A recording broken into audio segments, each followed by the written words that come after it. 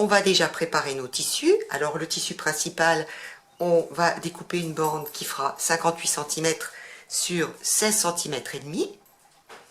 Et puis pour notre doublure, on va prendre une petite bande qui fera toujours 16 cm et demi sur 20 cette fois-ci. Et on aura besoin aussi d'un petit peu de molleton, la même taille que la doublure, c'est-à-dire 16 cm et demi sur 20. Et voilà, on est parti. Pour la première étape, je vais préparer mes coins. Pour cela, je mets la doublure sur mon morceau de tissu principal. Je prends une assiette, une petite soucoupe, et je vais faire un arrondi. J'en fais un autre de l'autre côté. Je vais découper tout cela. Je prends ma doublure et le molleton. Je pose dessus et je vais me servir du modèle que j'ai déjà fait pour arrondir aussi. Je me retrouve donc avec 3 morceaux.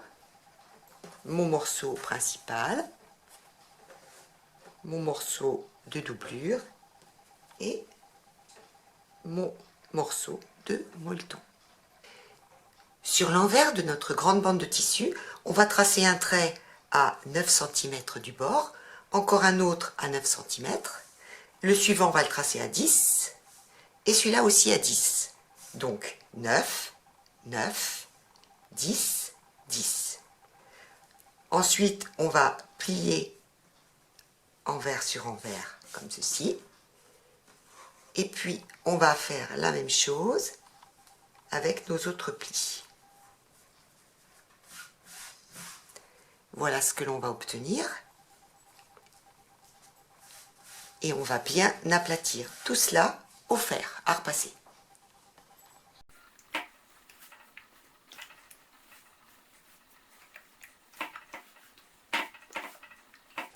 On va prendre notre tissu de doublure et sur l'envers de ce tissu, on va poser notre ouatine. Et on va assembler tout autour au point zigzag, sauf le côté du haut. Donc tout ce qui est arrondi, tout le tour, on le fait au point zigzag. On se met bien près du bord pour faire notre point zigzag.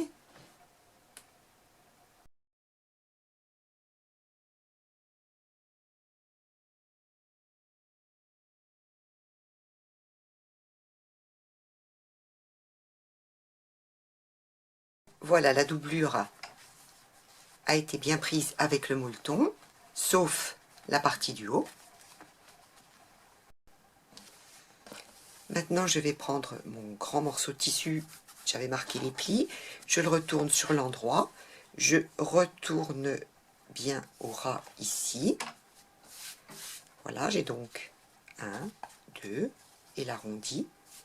Et je vais positionner par-dessus, endroit contre endroit, le morceau avec le molleton.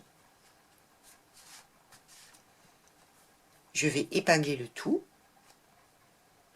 Et bien maintenant, on va piquer à 1 cm du bord tout autour, sauf ce côté-ci.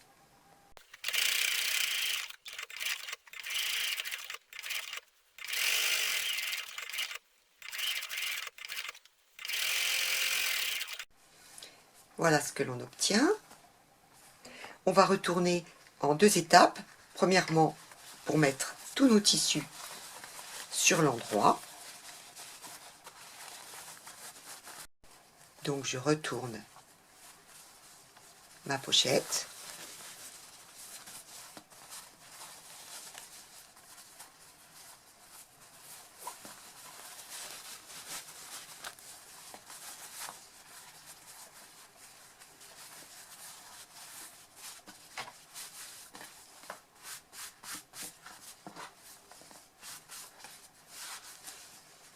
De manière à avoir un compartiment ici et un autre petit compartiment derrière.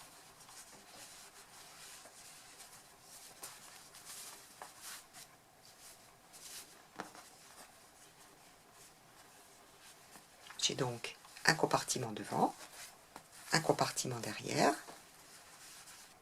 Je vais maintenant surpiquer tout le tour avec un point longueur 3,5. Et bien voilà ce que j'obtiens une fois que j'ai tout surpiqué. Je n'ai plus qu'à le fermer.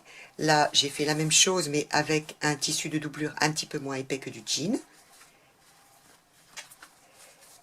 Maintenant eh bien je vais prendre tout simplement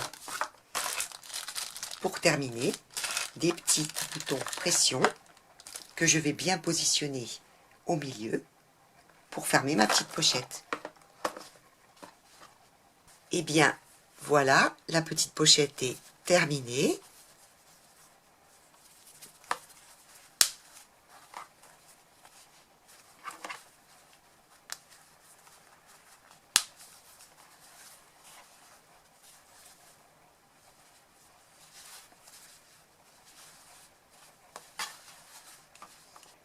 C'est un petit projet super amusant à faire pour utiliser vos petites chutes. Et les pochettes, on en a toujours besoin. À bientôt.